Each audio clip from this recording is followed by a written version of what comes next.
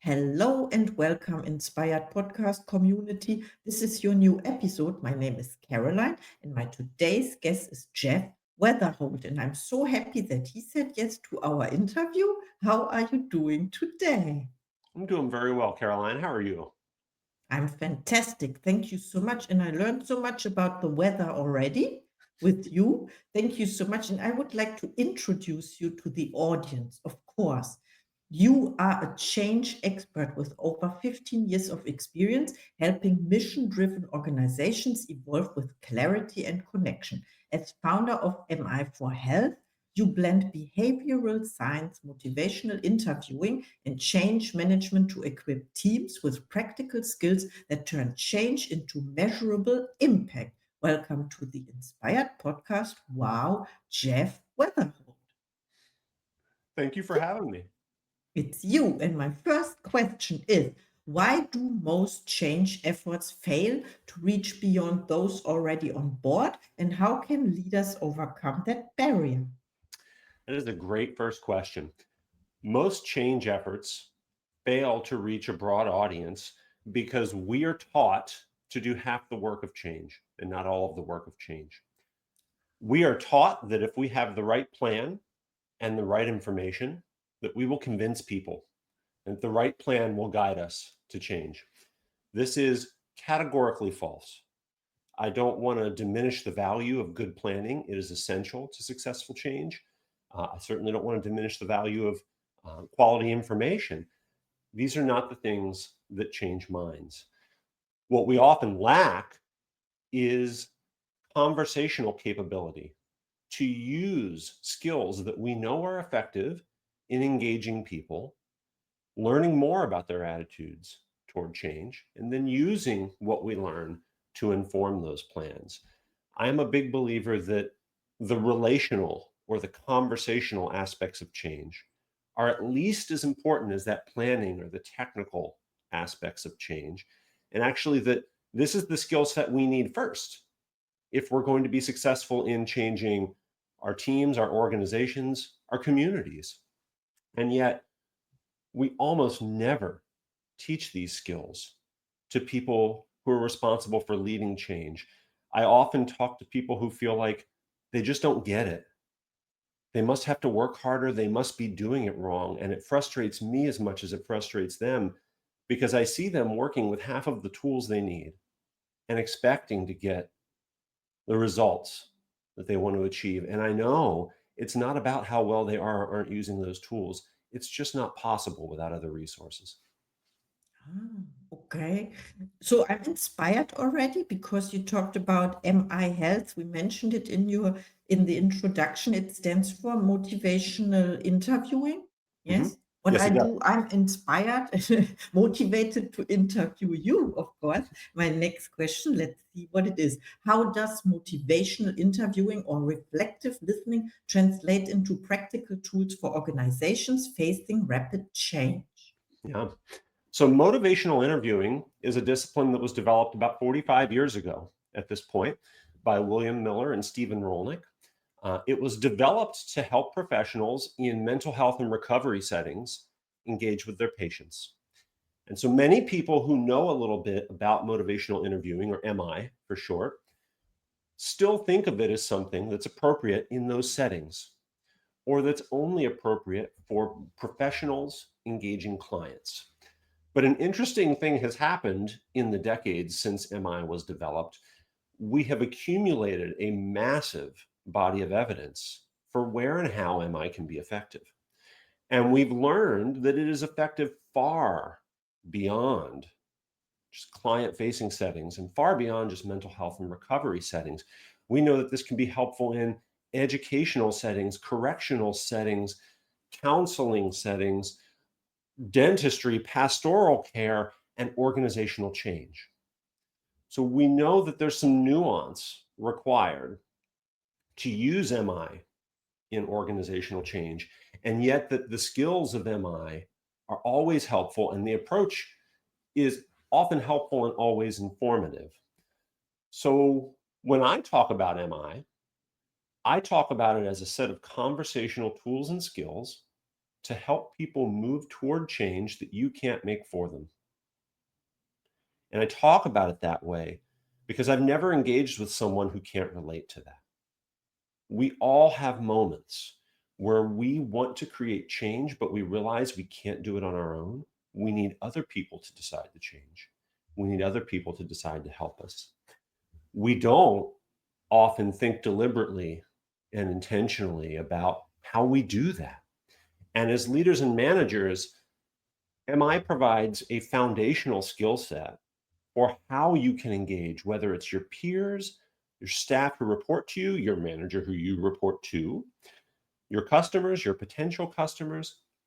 This provides a foundational skill set with decades of evidence for how to engage other people to activate their motivation to change, how to get them to use their own reasons to change instead of you having to supply yours. Yes, I understand. So two things. You talked about the professional setting and clients. Is it about sales? Is Is it it like about sales? sales Absolutely calls? not. In Oh, fact, many people within the MI community are averse to teaching this to sales professionals. I do not explicitly teach this in a sales capacity, and yet I know that when we make a decision to try to sell anything to someone, we can approach that as merely a business transaction, or we can approach that as an act of empathy in the sense that, I, as a trainer or coach or an advisor, when I'm trying to sell to someone, it's not just a matter of trying to get them to pay me money. It's a matter of me understanding, is there a problem that they have that I can solve? And if I can identify with that problem, if I can reach a meaningful level of empathy for something they're struggling with and be reflective enough to understand whether or not I'm a person who can help with that, that to me is a more empathetic lens on sales. So it is absolutely not the primary way to use this. Many people would tell you it's not an appropriate way to use MI at all. I prefer to think that this is a skill set that can benefit anyone when used responsibly, and that while it may be harder to use it responsibly in a sales setting, while the temptation to use it irresponsibly may be greater, that does not take the option off the table for people to approach those kinds of activities with the kind of care and empathy that we might hope for from a peer or a supervisor. yes, I understand, and I'm happy that I asked that question because even if it's not my mother language, English, but you absolutely nailed what I wanted to know Okay. here. And also another word came up in my mind, which is the opposite of what your intention is manipulation, to manipulate people. It's not Mhm. about that, right? It is not. So, MI is an alternative to that. And I think what's really important to understand is that motivational interviewing helps us focus on the intrinsic motivation that people have to change. Often, when I talk with folks, one of the beliefs that I encounter early on in a conversation is we tend to think that other people have a fixed attitude toward change. We tend to reduce it to a binary. They're for it or they're against it. They're with us or they're not with us. When in reality, motivational interviewing tells us we are all ambivalent about change. And by that, I mean we have reasons we're willing to consider it, and we have reasons that we're willing to consider staying with the status quo, to consider not changing. Those reasons coexist, and they're in a state of flux and change themselves all of the time. So when we approach change from that perspective, it helps us avoid this terrible temptation that we have to think of, the act of getting someone to change as having to convince them to adopt our perspective, right? I have to extinguish all of their reasons to consider not changing and get them to adopt my reasons to change. That is exhausting. It is unrealistic. It is tremendously taxing, and it's wholly unnecessary. But when we see change, our attitudes toward change as attitudes of ambivalence, all of a sudden, multiple paths open. We can turn up the volume on some of those reasons to change. We can turn down the volume on some of those reasons not to change. And if it's harder to reach some of those than we might like, then we can pivot and we can work with others. But there's not only a single path forward, there are many paths forward, and it is not on us to convince people. I think this is particularly important with leaders and managers because it's exhausting to feel like you have to convince everyone in every conversation. And the answer is you don't. But back to your original question around persuasion or manipulation, because those are words that I encounter often, those imply that we are bringing the reasons for change. And the entire rationale behind motivational interviewing is that we are seeking to activate another person's reasons for change. We are seeking to work with their intrinsic motivation. So persuasion or manipulation is about bringing extrinsic motivation to a conversation in a way that infringes on someone's intrinsic motivation. MI is about understanding their intrinsic motivation in a way that helps you determine, are they open to change? And if so, how might we move toward change on their terms? Yeah, it's about creating a win-win. Yes, I firmly believe that. As a leader, as a manager, when every win has to be ours, what an awful job. What an impossible job to have to stare down. This is not the nature of change in groups. There does have to be a win in it for other people. It may not be the win they prefer all of the time, but that potential is there. And while there in a large enough group will always be particularly challenging conversations, most people have motivation to consider change. They will not all be that way. So sometimes I will hear people say things like, well, they might not be motivated, so I'm just not going to engage on that level. And when we do that, we make every conversation that we have the hardest possible version of itself. Why in the world would we put ourselves in that kind of a situation and expect that we would be successful or expect that we wouldn't be burnout? Right? This for me is a really important and powerful source of exhaustion and burnout in leadership, is that temptation to think that it all has to come from us, rather than understanding how to learn about what comes from others and how to use that so that you as a leader don't have to do all the work. Yes, you said this in the beginning about half of the work or so. And then there's another word about, you talked about assumptions or expectations. You did not use the word, but it was there. When you have assumptions, then the conversation will be different. Instead of when you are open, you talk, about openness and for change, because change is all about that. Let me take a look at my third question. Can you share an example where connecting with the heart to engage transformed the outcome of a project? I certainly can. So I work with organizations of many different sizes, but I'm in the process right now of working with a large organization that is in the act of merging or integrating with another large organization, and I want to give them their anonymity out of consideration for them. When I work with clients in these situations, I always want to be careful. It's a difficult moment for them to navigate, but this is a merger that a lot of staff members within that organization had some pretty strong reasons to be skeptical of. Right? Not everybody understood the reasons for this or was on board with this early on. And the leadership of that organization, to their credit, they recognized that, and they also recognized that a plan alone was not going to be sufficient to get them where they wanted to be. They had tried to have a similar integration before, and it had not worked out. And to their credit, they learned from that, which I wish more organizations did.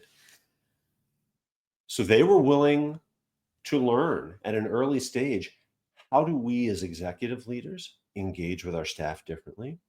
And then, and this is really essential, train the layer of leaders and managers under them. Because particularly in a large organization, which this is, the idea that the executive leadership are going to be able to pull all of the weight of having those conversations, that's unrealistic, right? It's often going to be the people who report to them, and those people know it. They don't always feel licensed to ask for help. They don't always feel safe asking for help. But when executive leadership set the example that it is not only okay, but it is a strength to accept help, and they make it much easier for those individuals too. So we're now at a point where many of those sort of mid-level leaders, for lack of a better term, are being trained in this and actively seeking out help for specific conversations that they're having with one another. We're at a point where we're seeing integrations at the level of like individual teams or units that were really challenging at the early stages start to happen in ways that maybe not all involved thought they could. We're starting to see some of these leaders and managers take skills that they know from other parts of their lives, but are for one reason or another maybe hesitant or just don't understand how to apply to their relationships with one another. And we're seeing those all put to work. So, I'm really happy to share at this point, this is an integration that's happening, and it's not one that's happening for the sake of the business. It's one that's happening for the sake of the clients and the customers who need the services that both organizations provide, and who frankly don't need to go to two places in order to receive them. They deserve to receive those together. So this isn't just about like a company trying to scale up. This is about reaching people with acute needs who may not be reached otherwise if they're expected to have to go through two channels as opposed to one. That for me has been a really impactful thing to see. It's still an active project. I was coaching one of their leaders yesterday. I'll coach two more next week. It's certainly reached a stage where the impact down at the level of individuals and small teams is visible. And we've built up a really strong degree of belief. Wow, we actually can do this. And a recognition that when we couldn't do this before, it wasn't because we weren't trying, because they were trying. It was because we didn't have what we needed. Yes, I love your example. Thank you so much. So what I understood is about the two companies merging together, or what the word is, means it's also about vulnerability, right? In that moment of this new situation and forming and storming and whatever, this model, of course. And then you talked about the leadership leading by example and showing to how to accept help. You talked about that, accepting help, and then opening up for the others, let's say, the other employees to accept or ask for help as well. Yeah. I know this from my not personal life, from my, how do you call it, my professional life also, that I never accepted help or never asked for help. This was my great learning. Of course, now Yeah. I'm doing podcasts. Thank you so much for sharing. You're welcome. I think this is something that anyone who coaches struggles with. There's often this perception that coaching is something that happens to help you fix a problem, to remediate a deficiency, as opposed to something that is meant to help you build a strength. I've talked to a lot of different coaches who work in a lot of different fields who all share this frustration. How do we get clients to a place where they see coaching as a positive and not as a remediation of a negative? And I don't think that executive setting the example is the only way, but I'm pretty confident it's the best way if they're willing and able to do that. Yes, it helps themselves as well in other areas of life, family life also, I would say. Yes, please tell us where can we find you when people want to reach out to you after listening to this episode. Sure. So I am on LinkedIn at Jeff Weatherhold. You're welcome to connect with me there or reach out. I have a personal website, jeffweatherhold.com, where you can learn more about me and my work. The consultancy that I run, MI for Health, which is specifically designed to work with healthcare and community health organizations, is at miforhealth.com, or you can just drop me an email at jeff@miforhealth.com. But I welcome conversations. I know that sometimes, the most helpful thing that I can do for someone is just connect for 20 or 30 minutes to help them understand how this content and these approaches might make sense in their work. And sometimes that's hard because people think, oh, you're going to want to sell me, or you're going to have a contract in order to make that connection. So, if that's a concern, no, we don't have to make it a business discussion. I welcome conversations. I often learn as much from them as I think they learn from me. And it means a lot to me to help people who are burnout, who genuinely want to find better ways of working together, who've also genuinely not been given the tools they needed. It means a lot to me to help them and to give them tools that they can use right away. Yes, I totally agree with that. I always say sometimes it takes only one idea to help a person to take the next step. Yeah. And I hope this podcast will help as well. Thank you so much for being my guest today. Of course, I have another question. It is about your goals. Do you set goals for yourself or intentions? And what is one of your next projects? Oh my goodness. I do set goals for myself. I wish, as someone who coaches people regularly on how to work toward their goals, I wish I were a little better at working toward mine sometimes. I think we have this temptation to look at people who teach or coach something as being exceptional at it all of the time, as not having the same flaws that we do. When in fact I do have many of the same flaws that those that I coach and support do, and I think that's part of what makes it easy to relate. My big goal right now is to write a book. I think after years, going on decades of doing this work and supporting organizations, that I have a pretty clear idea of what a book is that would be helpful to a lot of audiences. And that's important to me because I'm not the kind of person who is motivated to write for my own sake and put it out into the world. If I want to do that on my own time, that's fine. But that doesn't fulfill me as an act of ego. Writing is just not going to be something that I prioritize. But if it solves a problem, then all of a sudden it becomes very important to me. And I do feel like there are broad audiences of people who can benefit from these tools and approaches, who do not have an easy way to begin to learn about them, and who deserve one. And that is one of my sort of short to midterm goals, is to offer them something that I hope can help to meet that need.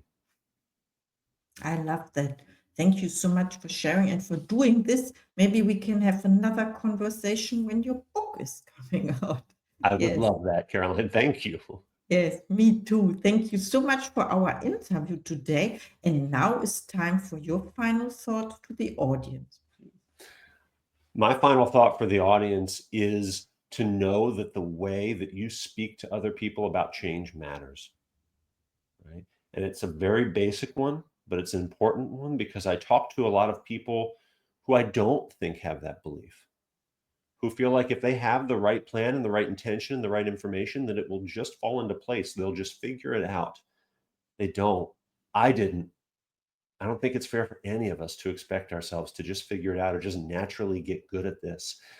The way we talk to people about change, it is a skill. It is something you can get better at. It is something that there is a lot of evidence for how to do well.